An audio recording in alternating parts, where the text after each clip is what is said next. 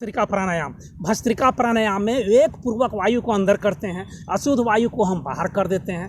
हम सीधासन में बैठेंगे या सुखासन में बैठेंगे या पद्मासन में बैठेंगे। अच्छा होगा कि आप जूट की चटाई पर बैठें, ऊन की चटाई पर बैठें, ध्यान मुद्रा में बैठें, नाक को साफ कर लें, खुली हवा में बैठें। दिन में एक बार करें। शरीर को झटका नहीं देंगे, शरीर को हिलाएंगे भी नहीं, रीढ़ को सीधा रखेंगे, मन को स्थिर रखेंगे, आँख को बंद कर लेंगे और तेज गति से सांस लेंगे और हम छोड़ेंगे। पेट फूलेगा और चिपकेगा, छाती भी ऊपर नीचे होगा।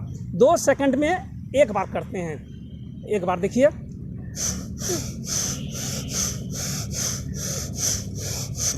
अब 1 सेकंड में एक बार करते हैं। आधा सेकंड में एक बार करते हैं।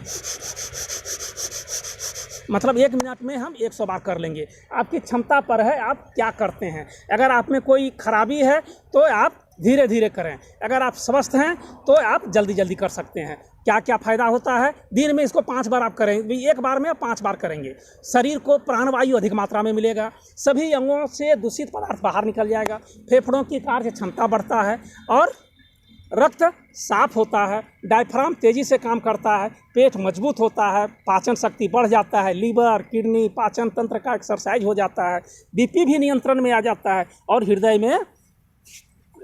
में सुधार इम्प्रूवमेंट भी आ जाता है और तनाव कम हो जाता है। श्वसन प्रणाली भी बहुत बढ़िया हो जाता है। अगर हम भस्त्रिका कर रहे हैं तो थोड़ा सा हृदय के बारे में जानकारी चाहिए और फेफड़े के बारे में भी जानकारी चाहिए। फेफड़ा क्या है भाई, लंग्स क्या है। ये छाती के अंदर में होता है, इसकी संख्या 2 होता है, कुछ छोटा होता है एक दूसरे से क्योंकि वहाँ पर हार्ट और लीवर है। स्पॉन्जी होता है, अगर उसको हम फैला देंगे तो 100 वर्ग मीटर में एरिया में वो फैल जाता है और उसी में ऑक्सीजन ऑब्जर्व कर लेता है, कार्बन डाइऑक्साइड ऑब्जर्व करके बाहर निकल जाता है।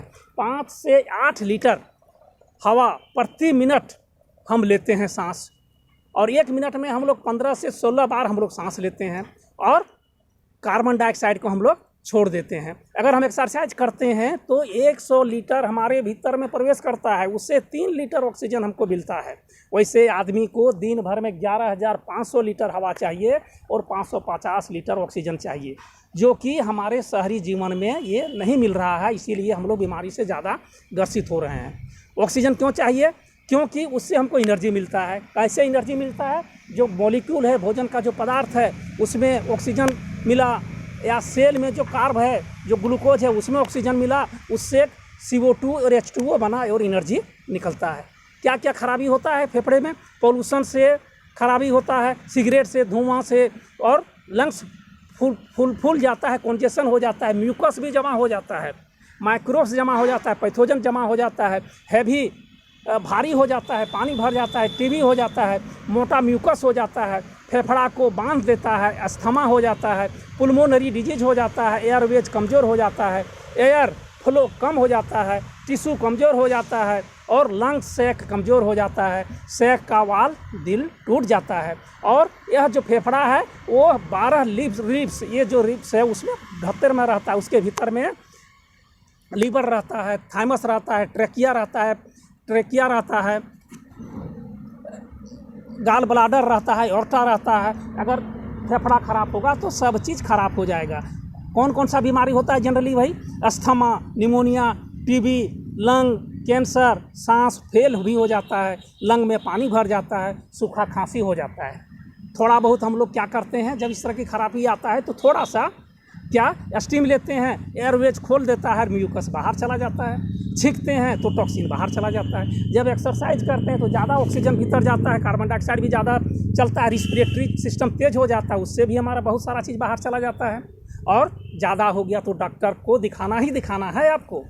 कुछ खाना भी हम लोगों को सावधानी बरतना चाहिए। एंटी इन्फ्लेमेटरी फूड खाना चाहिए, हल्दी हुआ, पत्ता वाला सब्जी चाहिए, बीन, अदरक, ओनियन, सेव, लहसुन, विटामिन C और विटामिन D वगैरह वगैरह हम लोगों को खाना चाहिए। कैसे हम पहचान करते हैं कि छाती में हमको कुछ हो गया है? कि छाती के एक ओर दर्द करता है, एक ओर दर्द करता है, कंधा भी दर्द करता है, सिर दर्द भी करता है, सांस लेने में दिक्कत करता है, जल्दी जल्दी सांस लेते हैं, एक्सरसाइज कम कर पाते हैं, एक्सरसाइज कम करते हैं तो सांस फूलने लगता है, कफ बाहर नहीं निकल पाता है, गर्म लगेगा और वायरस है एयरवेज पर जम जाता है और कम ऑक्सीजन शरीर में प्रवेश करेगा और कार्बन डाइऑक्साइड कम हमारा निकलेगा और कफ की बीमारी भी हमारा बढ़ जाएगा। तो हम समझ जाते हैं कि हमको हमारा फेफड़ा खराब है। आइए कैसे प्रवेश करता है, हम लोग नाक में वायु लेते हैं या मुंह में गया, फिर वो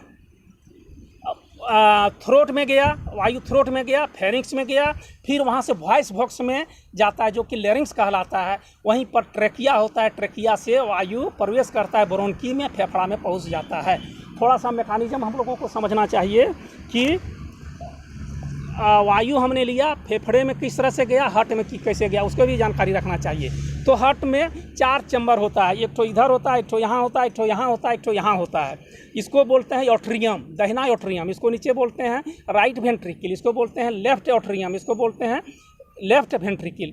जब दाईं तरफ से जो भी ब्लड आया शुद्ध वायु कार्बन डाइऑक्साइड के साथ में आने के बाद आकर ऊपर वाला में एट्रियम में प्रवेश किया दाहिना तरफ, वो फिर नीचे वेंट्रिकल को दे देता है, राइट वेंट्रिकल को दे देता है। वहाँ से फिर वेन या आर्टरी से निकल करके सीधे फेफड़े में प्रवेश करता है। फेफड़े में वही जो ऑक्सीजन का आदान प्रदान कर लिया, करने के बाद वहाँ से फिर ब्लड आता है और बाईं तरफ के ऊपर में, बाईं तरफ के एट्रियम में ऊपर वाला में आ जाता है ब्लड। ऊपर से ब्लड आ गया, उसके फिर नीचे में वो वेंट्रिकल में चला जाता है, राइट वेंट्रिकल में नीचे चला जाता है, जहाँ से एओर्टा के द्वारा पूरे शरीर को ऑक्सीजन मिल जाता है। और इस तरह से हम ऑक्सीजन लेते हैं और हम स्वस्थ रहते हैं। धन्यवाद।